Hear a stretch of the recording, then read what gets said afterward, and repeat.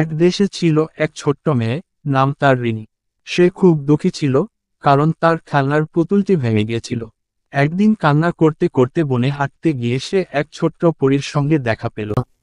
পরীর নাম ছিল লুনা। লুনা জিজ্ঞেস করলো, কেন কাঁদছ? রিনি বলল, আমার প্রিয় পুতুলটা ভেঙে গেছে।